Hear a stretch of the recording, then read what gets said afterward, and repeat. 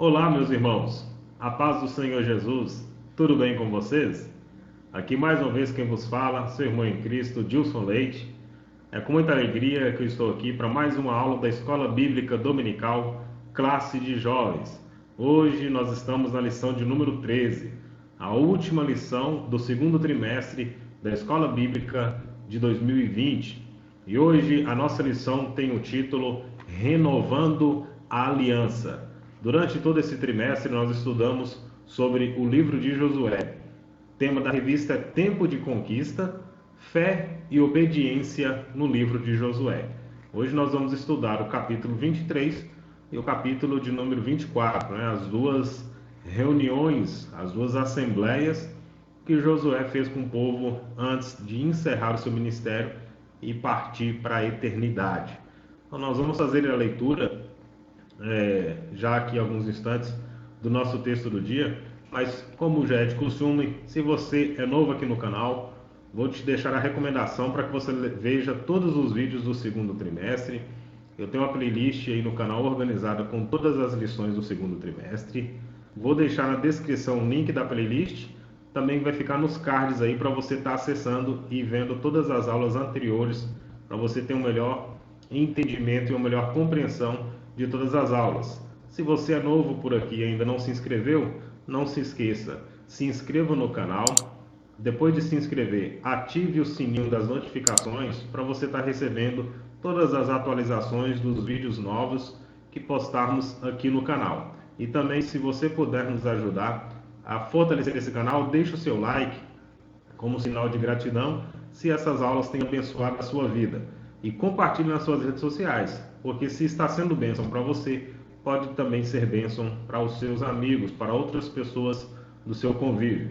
Então vamos para a nossa lição. Hoje nós chegamos aqui ao a 13ª aula, o 13º vídeo desse segundo trimestre, e é com muita alegria, com muita satisfação que nós estamos encerrando esse trimestre, o segundo trimestre de 2020, lições valiosas que nós aprendemos. O que você aprendeu durante esse trimestre, deixe aí nos comentários para que a gente possa estar interagindo e aprendendo uns com os outros as lições maravilhosas que o Senhor nos ensinou durante todo esse segundo trimestre de 2020, tá bom? Vamos para a nossa lição de número 13, fechando o nosso segundo trimestre, renovando a aliança. O nosso texto do dia está registrado no livro de Josué, capítulo de número 24, versículo de número 31. E diz assim: Serviu, pois, Israel ao Senhor todos os dias de Josué, e todos os dias dos anciãos, que ainda viveram muito depois de Josué, e que sabiam toda a obra que o Senhor tinha feito a Israel. Josué capítulo 24, versículo 31. Deus é fiel, embora sejamos infiéis, e, por isso, Israel continua sendo alvo do seu terno amor e cuidado. Então Deus ele é fiel para cumprir todos os seus desígnios e propósitos que um dia ele prometeu ao seu povo. Então nós vamos aprender aqui nessa lição como aconteceu a assembleia de despedida e o discurso de Josué em Siló, compreender como aconteceu a assembleia perante Deus em Siquém, a assembleia do capítulo 24, e aprender também acerca da história recente de Israel. No último subtópico nós vamos tratar da visão futura, dos acontecimentos atuais com relação à nação de Israel. Então vamos já para a nossa lição. Vou fazer aqui a leitura do texto bíblico, Josué, capítulo 24, do versículo 14 até o versículo de número 21. Agora, pois, temei ao Senhor, e servi-o com sinceridade e com verdade.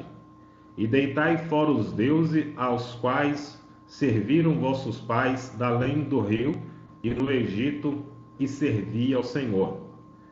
Porém, se vos parece mal aos vossos olhos servir ao Senhor, escolhei hoje a quem servais.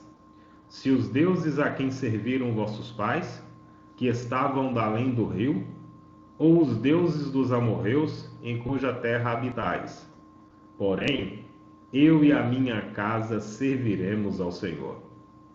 Então respondeu o povo e disse: nunca nos aconteça que deixemos o Senhor para servirmos a outros deuses. Porque o Senhor é o nosso Deus. Ele é o que nos fez subir, a nós e a nossos pais, da terra do Egito, da casa da servidão, e o que tem feito estes grandes sinais aos nossos filhos, e nos guardou por todo o caminho que andamos, e entre todos os povos pelo meio dos quais passamos. E o Senhor expeliu de diante de nós a todas estas gentes, até o amorreu, morador da terra. Também nós serviremos ao Senhor, porquanto é nosso Deus. Então Josué disse ao povo: não podereis servir ao Senhor, porquanto é Deus santo, é Deus zeloso, que não perdoará a vossa transgressão, nem os vossos pecados. Se deixardes o Senhor e servirdes a deuses estranhos, então se tornará e vos fará mal, e vos consumirá depois de vos fazer bem. Então disse o povo a Josué: não, antes ao Senhor serviremos. Então está aqui as últimas instruções de Josué ao povo. Qual é a base da nossa lição de hoje? A reunião de Josué de despedida no capítulo 23, e esses ensinamentos de Josué conclamando o povo a renovar a aliança diante do Senhor no capítulo 24. Depois do tempo de paz vivido pelo povo hebreu, depois da divisão da terra, Josué convocou o povo da terra de Israel para estar fazendo essa assembleia, e é duas assembleias, que nós já falamos, capítulo 23 e capítulo 24.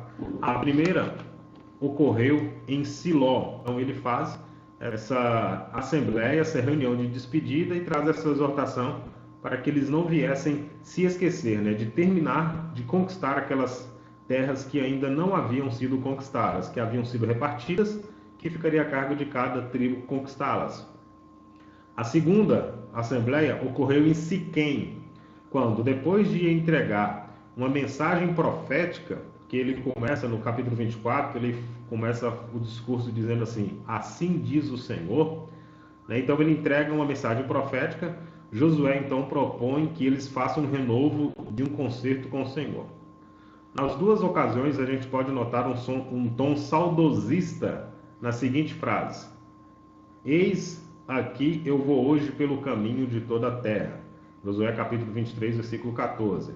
Josué se despede do seu povo e faz uma exortação: agora, pois, deitai fora os deuses estranhos que há no meio de vós, e inclinai vosso coração ao Senhor Deus de Israel. Josué 24, 23. Então o povo renovou a aliança com Deus, para em seguida sepultar Josué, marcando o fim de uma era de conquista e de batalhas. Então esse será o resumo, esse aqui é a introdução da nossa lição, e é disso que nós vamos falar, dessas duas assembleias, dessas duas reuniões que Josué convocou para despedir, para dar orientações, para estimulá-los a fazer uma aliança e um concerto novamente com Deus. O nosso primeiro tópico vai falar sobre essa primeira reunião. Primeiro tópico, Josué reúne o povo em Siló. O primeiro subtópico, Josué reúne o povo em Siló, leva o mesmo título. Josué então reúne todo o povo em Siló, e já estava idoso e não poderia mais liderar o povo, e sua partida para Canaã Celestial estava próxima.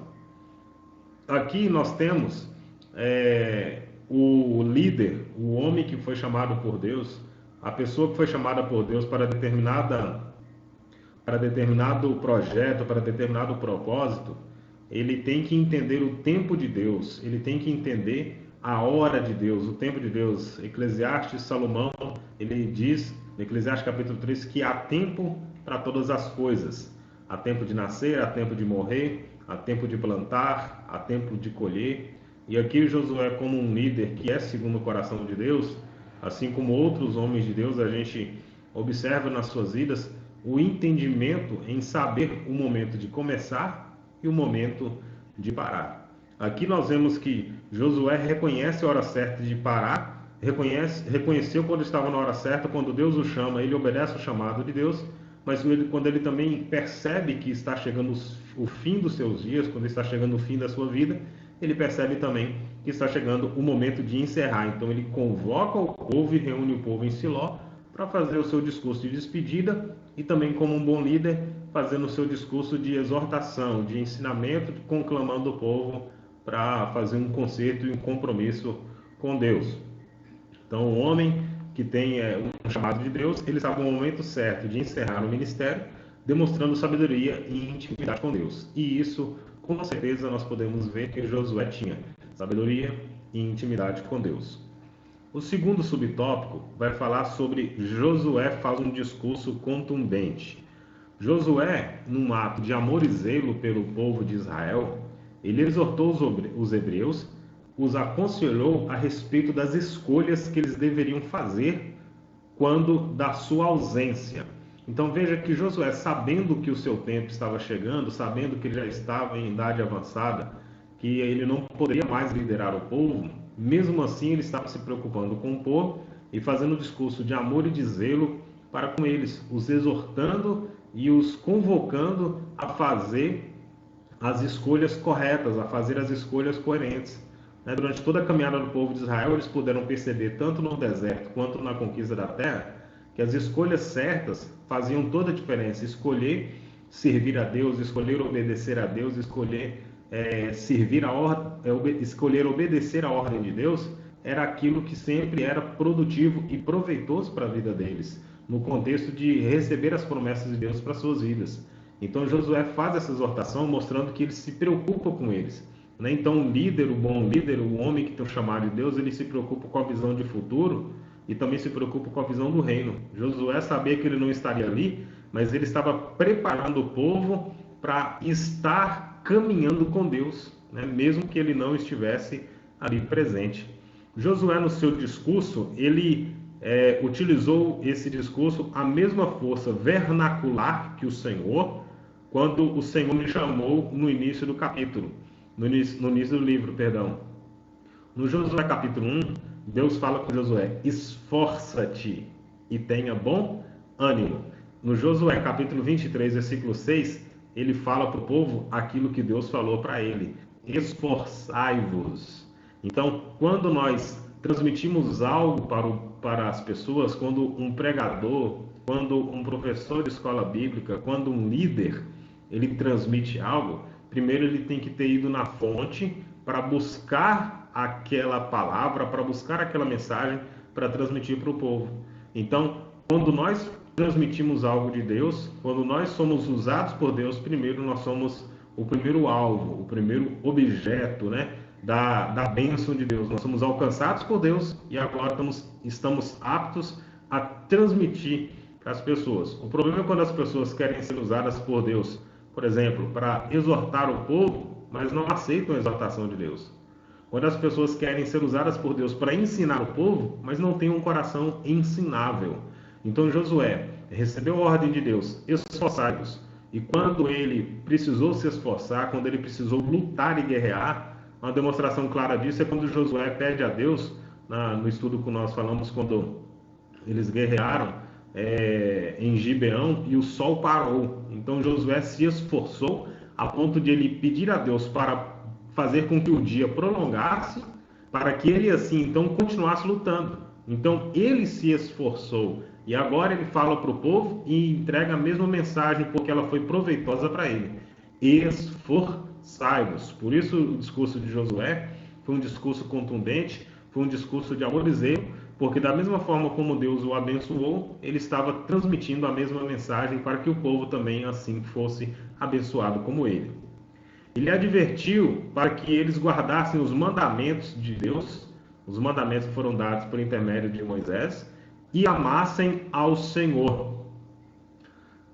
Ele pediu para que eles pudessem amar a Deus, porque se eles amassem ao Senhor, se eles obedecessem os mandamentos, agora que eles estavam instalados na Terra Prometida, eles iam ter um viver próspero e feliz. eles iriam alcançar um coração alegre, feliz, uma vida satisfatória, amando e servindo a Deus. Então, por fim, Josué advertiu para que eles não aceitassem um casamento misto. Então, ele exorta eles a se esforçar como ele se esforçou, ele exorta eles a que eles viessem a amar ao Senhor e a obedecer a sua palavra, e ele exorta eles também acerca dos casamentos mistos. Ou seja, Deus não queria que eles se colocassem sobre um jugo desigual. Então ele queria que o povo continuasse servindo a ele no contexto espiritual, no contexto familiar, quando ele fala na questão do casamento, é para que as famílias fossem solidificadas, para que as famílias estivessem firmadas na rocha da palavra, firmadas em um só Deus, em um só contexto, em um só objetivo. A gente vê em muitos homens de Deus, Sansão, o próprio Salomão e tantos outros, a questão dos casamentos com pessoas de outras nações, o quanto influenciaram as suas vidas e o quanto prejudicaram o seu ministério. Então Deus está usando Josué para orientar o povo para o seu próprio bem. E é isso que a gente precisa entender. Toda exortação, toda correção de Deus para as nossas vidas e instrução, porque aqui era uma mensagem instrutiva, nós precisamos guardar muito bem o conselho do Senhor, porque tudo isso será para o nosso benefício próprio. É o que muitas vezes nós rejeitamos como sendo um cerceamento de Deus, como sendo ali simplesmente uma proibição. Não é simplesmente uma proibição, é Deus cuidando de nós, é Deus cuidando do nosso futuro, é Deus cuidando da nossa vida. O subtópico de número 3, a justiça de Deus é implacável. Subtópico 3, a justiça de Deus é implacável. No final do discurso do capítulo 23, Josué os lembra de todas as boas palavras que o Senhor os falou, e todas sobrevieram e nenhuma delas veio a cair. Josué capítulo 23, versículo 14. Então ele relembra o povo de como Deus prometeu e como Deus cumpriu. Nada do que Deus prometeu havia ficado pelo caminho, nenhuma promessa caiu. Deus cumpriu todas. Então aquele que pretende servir a Deus, ele não deve acreditar nunca que sua contumaz infidelidade passará sem um castigo divino. Deus é longânimo e misericordioso, mas não é injusto. Então Josué faz esse paralelo mostrando para eles que tudo que Deus prometeu se cumpriu. Tudo que Deus projetou para o povo de Israel, a posse da terra prometida, eles tomaram posse. Mas só que eles deveriam se lembrar de todos os momentos vividos no deserto, que Deus não deixou impune os pecados. Na caminhada de Josué, nós tivemos a lição sobre o pecado de Acã, o problema que aquele pecado trouxe, o abatimento que aquele pecado trouxe para a nação de Israel, né? As consequências, na verdade, depois que Josué ora e Deus lhe mostra a causa daquela derrota na primeira batalha contra Ai. Então, Josué está exortando e mostrando como Deus foi fiel em cumprir todas as suas obras. Mas ele mostra também que assim como Deus é fiel para cumprir tudo que ele promete, Deus, sendo fiel, bondoso e misericordioso, é também um Deus justo. Então, todo o pecado será corrigido, toda iniquidade será corrigida. Então, Deus é justo. Então, ele exorta para que eles permanecessem fiéis. Se eles se tornassem infiéis, Deus iria trazer juízo e iria trazer castigo sobre eles. Então, era uma exortação necessária para que eles não viessem a cair novamente, assim como seus pais que caíram na desobediência, que caíram na murmuração e que pereceram diante do Senhor. Agora eles precisariam perseverar. Eles conquistaram a terra, eles precisavam agora continuar servindo a Deus, continuar obedecendo a lei de Deus, continuar obedecendo e servindo e adorando ao Senhor, para que aquilo que eles receberam de Deus permanecessem com eles, para que não fosse tomado.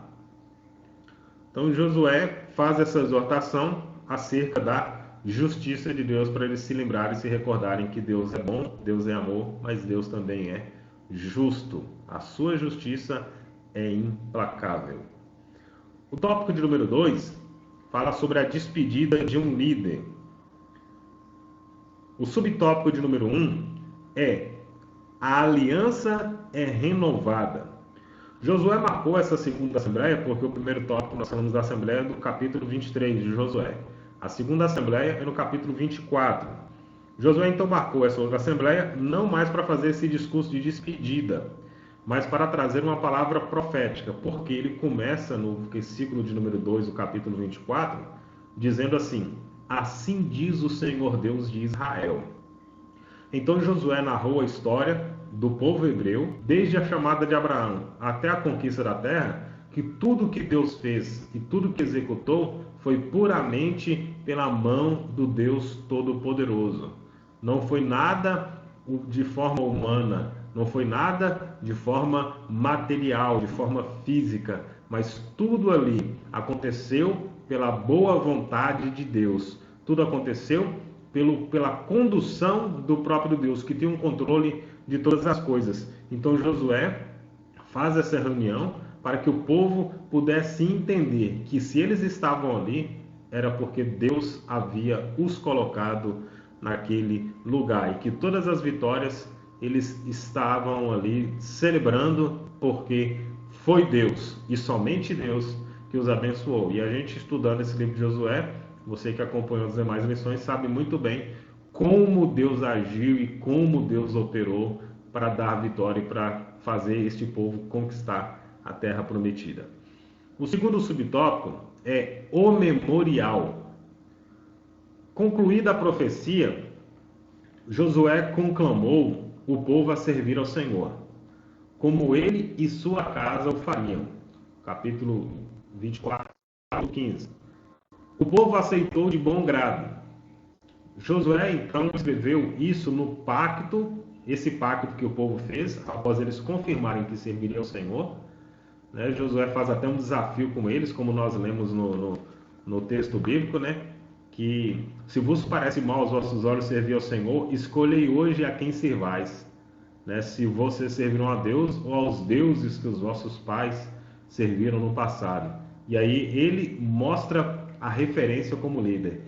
Porém, eu e a minha casa serviremos ao Senhor. Então Josué coloca diante deles a escolha, mas também dá a eles a referência dele como um servo vitorioso, como um servo que cumpriu o seu chamado e o seu ministério. E então, quando o povo dá resposta positiva ao questionamento e ao desafio que Josué faz, ele registra esse pacto do povo no livro da lei de Deus. E tomou uma grande pedra e erigiu debaixo do carvalho que estava junto ao santuário, no Josué capítulo 24, versículo 26. Então Josué estabelece um memorial. Né? Nós temos aí, estudamos no livro também outros memoriais.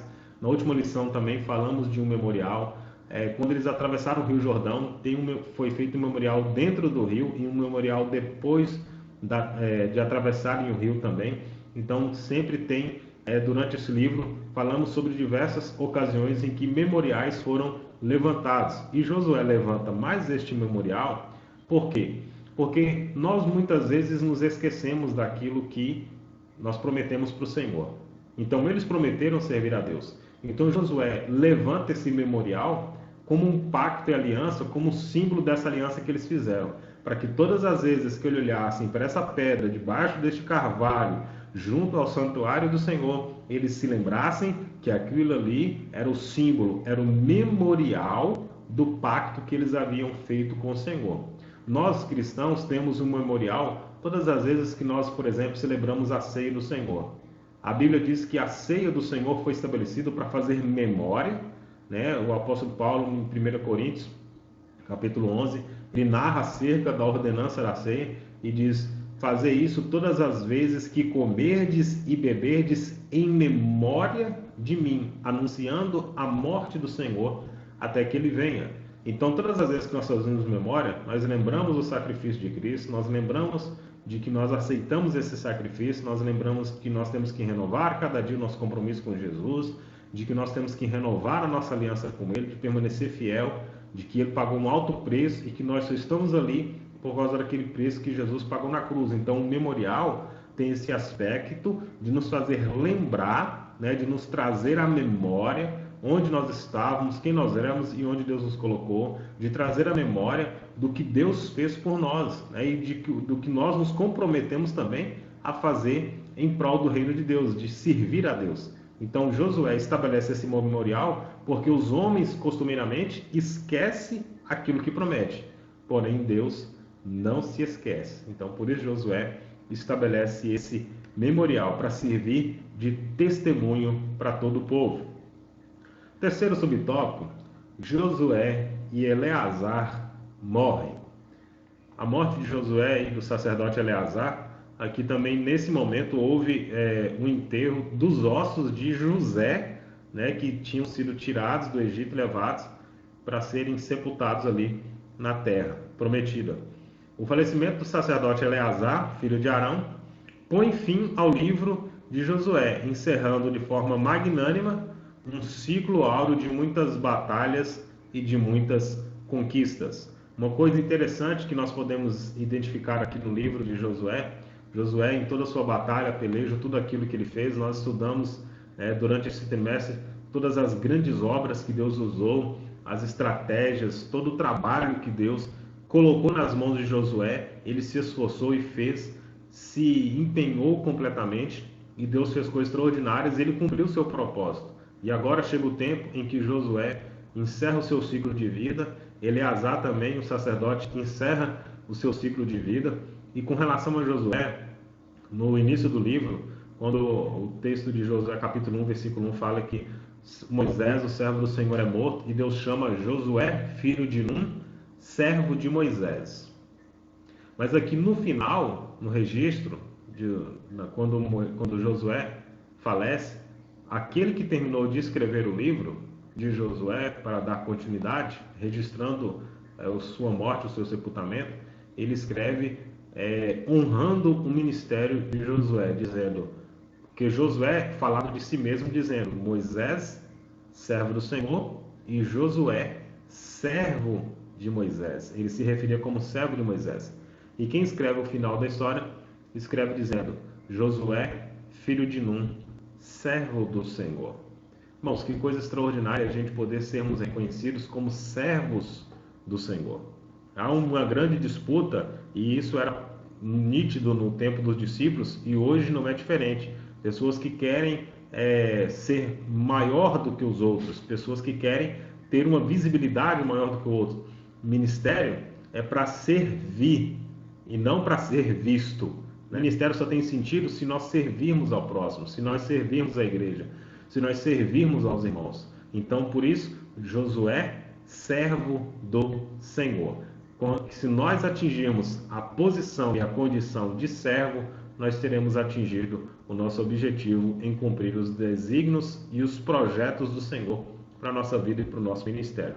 E aqui encerra-se a história de Josué, encerra-se no capítulo 24 o livro, com a morte de Josué e com o povo, com a sua missão concluída dentro da terra prometida, bastando apenas tomar posse do resto do território. Josué cumpre a sua missão e encerra-se a carreira. Combati o bom combate, encerrei a carreira e guardei a fé, assim como o apóstolo Paulo. Agora, nesse terceiro tópico, nós vamos falar acerca de questões atuais de Israel como povo hebreu. Então, nós temos aqui no tópico de número 3, um salto para o futuro.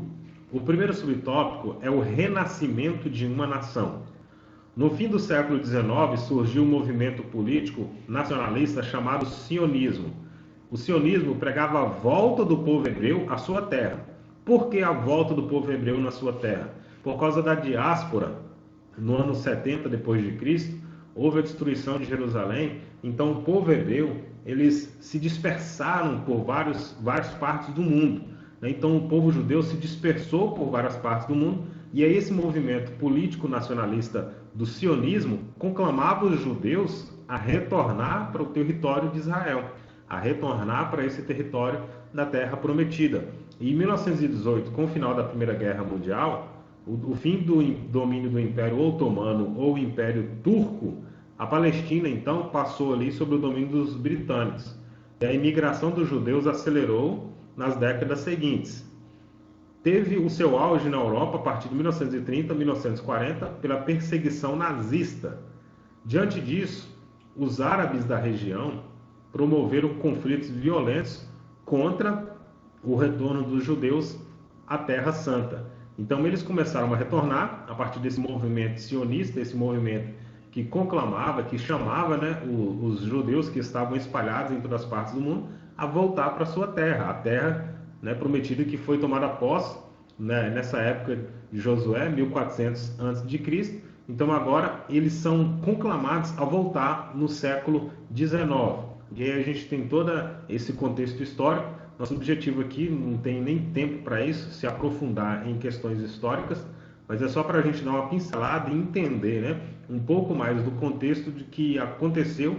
Nós estamos falando aqui de 1918, 1940, então nós estamos falando aí de pouco mais de 100 anos atrás, né, todo esse contexto que aconteceu com o povo de Israel. Então ali a Palestina, os árabes começaram com conflitos violentos por causa desse retorno dos hebreus, dos judeus, para a região da Terra Prometida. Porém, no final da Segunda Guerra Mundial, em 1947, a ONU, numa sessão histórica, presidida pelo brasileiro Oswaldo Aranha, que ele deu o voto de Minerva para a aprovação da criação dos dois estados independentes que estava sendo proposto e sendo discutido nessa reunião. Seria criado o Estado de Israel e o Estado independente da Palestina. Os judeus aceitaram a proposta de divisão da terra proposta pela ONU, porém as lideranças palestinas e árabes não aceitaram. David Ben-Gurion, em 14 de maio de 1948, então, declarou a independência do Estado de Israel. Então, aqui se cumpre o versículo de Isaías, capítulo 66, versículo de número 8, que diz assim: quem já ouviu uma coisa dessa? Quem já viu tais coisas? Pode uma nação nascer num dia só? Ou pode-se dar à luz um povo num instante? Pois Sião ainda estava em trabalho de parto e deu à luz a seus filhos. Então, olha só, né, como que Deus é extraordinário. Essa profecia de Isaías, capítulo 66, versículo 8, se cumpre aqui, no dia 14 de maio de 1948. Israel é declarado Estado independente, é reconhecido pela ONU como nação, através do voto que deu o desempate, o voto de Minerva, do brasileiro Oswaldo Aranha. Então aqui, no meio desse movimento sionista que começa em 1918, nesse início do século XIX, 1918, no ano de 1948, eles são reconhecidos como Estado independente. Deus cumpre a sua promessa. O segundo subtópico, guerras e conquistas. Esses contextos, como já falei, nós vamos fazer uma leitura só para a gente ter uma noção do que aconteceu com Israel nesses dias atuais. No dia 15 de maio de 1948, o Egito, a Síria, o Líbano, a Jordânia e o Iraque atacaram Israel. Olha só, no dia 14 de maio de 1948, eles foram declarados Estado independente. Foi reconhecido como nação. Um dia depois, no dia 15 de maio, Egito, Síria, Líbano, Jordânia e Iraque atacaram Israel. A gente acha o fato de Herodes ter mandado matar crianças, o faraó egípcio também mandando matar crianças, porque tinham medo da perca do domínio do seu reinado, do seu império. Aqui eles estavam lutando contra uma nação de apenas um dia. Mas assim como Deus preservou sempre o seu povo, mais uma vez nós vemos aqui a manifestação de Deus em uma nação de apenas um dia. Deus deu vitória a Israel. Todos os inimigos, no primeiro dia de nascimento daquela nação, quando foram atacados, todos foram derrotados. Então, esse paralelo mostrando um evento que aconteceu em 1948, para que nós possamos lembrar que, assim como Deus esteve com Israel durante o período de Moisés, durante o período de Josué, nas conquistas e nas batalhas, e durante todo o contexto histórico, que se nós estudarmos o Antigo Testamento, as pelejas e as guerras e as batalhas, nós vemos que Deus aqui, em 1948, estava agindo também, dando um povo aqui no contexto nós vamos falar também da Guerra dos 6 Dias. Então Deus esteve aqui nessa batalha poupando, guardando e protegendo o seu povo. Olha só, os povos árabes tentavam destruir uma nação de apenas um dia de existência. A migração dos judeus continuou forte, então esse movimento sionista foi aumentando, é claro, agora o passo que Israel é reconhecido como Estado independente. Em 1964, porém, em contraponto a esse movimento sionista, a esse crescimento do regresso, né, de judeus para a região da Terra Prometida, da Terra Santa, foi criado a OLP, a Organização para a Libertação da Palestina. Sob o comando de Yasser Arafat, em 1967, eclodiu a Guerra dos 6 Dias. Eu te aconselho a dar uma pesquisada no YouTube, procure documentários no Google, para você assistir alguns depoimentos sobre a Guerra de 6 Dias. É extraordinário. Ali você vai ver como se fosse nos tempos bíblicos mesmo, os milagres e os livramentos que Deus operou nessa Guerra de 6 Dias. Então ali se juntou o Egito, a Síria e a Jordânia para atacar Israel, o qual mais uma vez sagrou-se vitorioso, acrescentando novos territórios. Então, ao ponto que o povo de Israel ganhou essa batalha, eles estavam aumentando ainda mais o seu território, né? O que trazia a ira e o desespero dos inimigos árabes ali ao seu redor. Então, veja só, em 1967, a Guerra de 6 Dias juntou Egito, Síria e Jordânia para atacar Israel.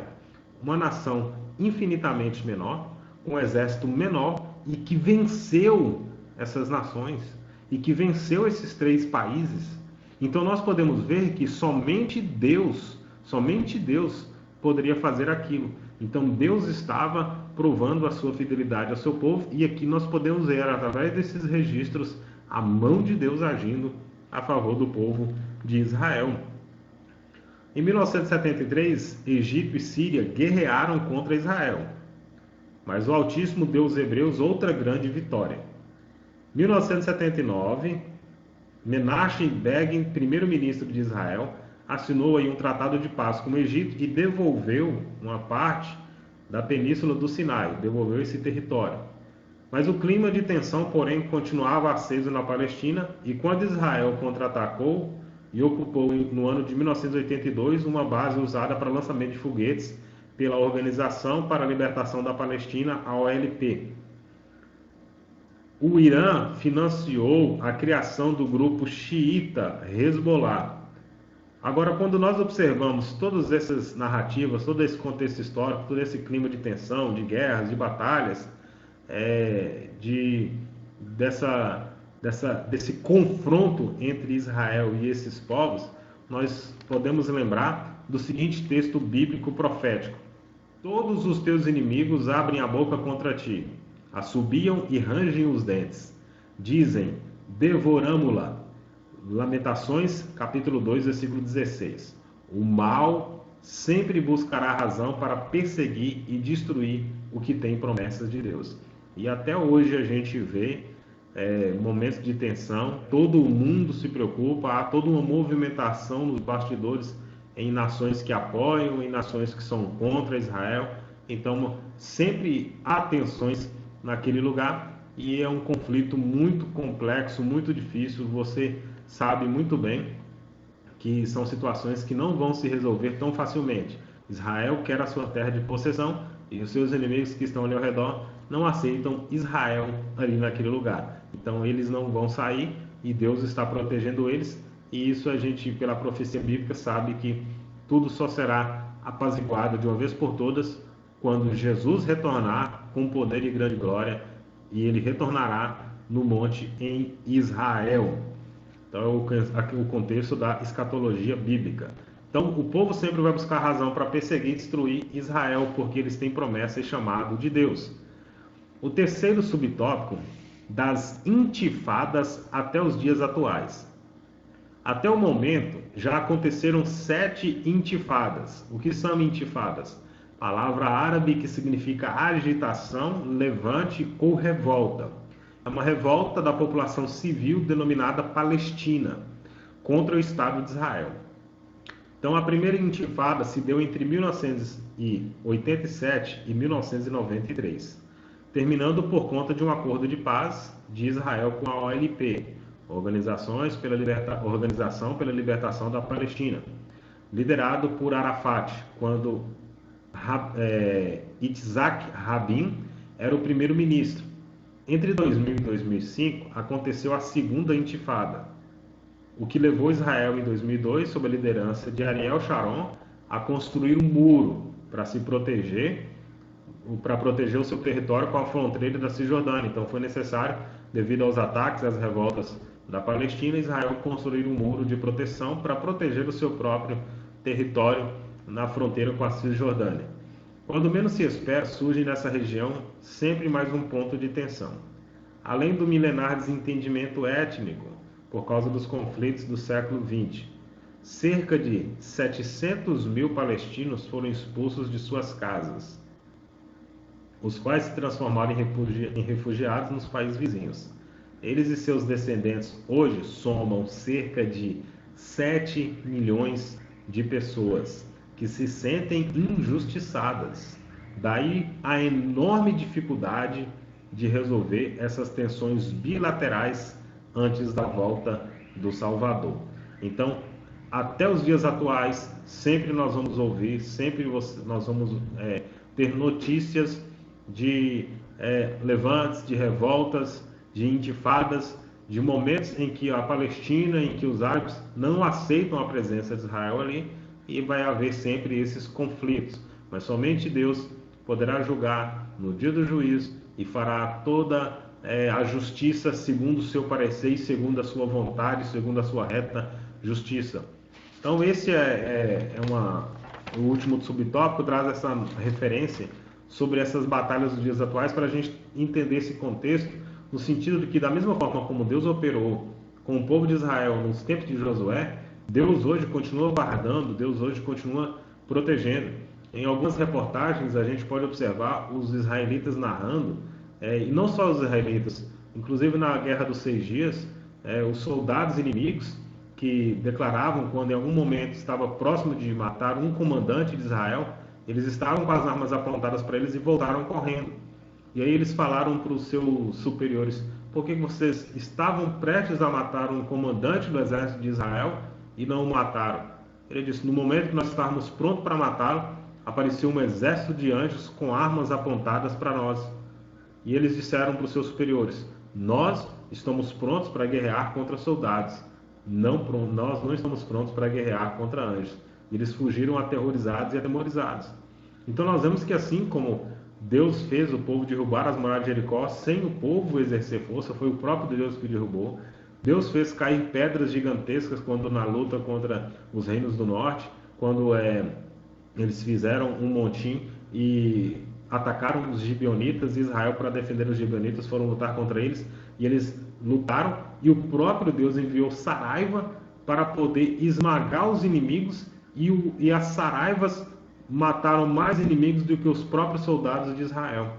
Então nós vemos que, assim como Deus agiu com Josué, Deus continua agindo nos dias de hoje em prol do povo de Israel, em prol daquela nação. Então Deus chamou aquele povo, e Deus com a nação de Israel até cumprir no último dia o seu desígnio e seu propósito. Conclusão da nossa direção de hoje: Josué e Eleazar partiram para Canaã Celeste, marcando o fim de um ciclo histórico. O futuro traria muitas surpresas, boas e más, sobre a vida dos hebreus, até os dias atuais, mas Deus nunca perdeu o controle da história. Então aqui nós encerramos a nossa lição lembrando disso. Deus nunca perde o controle da história. Tudo aquilo que é projeto, desígnio e vontade de Deus se cumprirá na vida do seu povo. Por isso, meu querido, aquieta o seu coração. Nós estamos vivendo neste momento no mundo uma crise muito grande, uma crise de saúde, uma crise financeira, mas a sua vida está escondida em Deus. A sua vida está em Cristo Jesus. E os projetos e os desígnios de Deus se cumprirão. Deus não perde o controle do mundo, nem da igreja. A igreja é governada por Cristo. Ele está no controle da sua vida, da sua casa e da sua família. E assim como Josué encerrou seu ciclo, assim como ele foi fiel ao Senhor, nós precisamos ser fiel até o fim. Aqui nós encerramos esse segundo trimestre da Escola Bíblica Dominical Classe Jovem deste ano de 2020 e eu quero te agradecer mais uma vez por assistir essa aula. Não se esqueça de se inscrever, deixar o seu like, ativar o sino das notificações, compartilhar com seus amigos. Deus abençoe a sua vida, Deus abençoe a sua casa, Deus abençoe a sua família. Muito obrigado.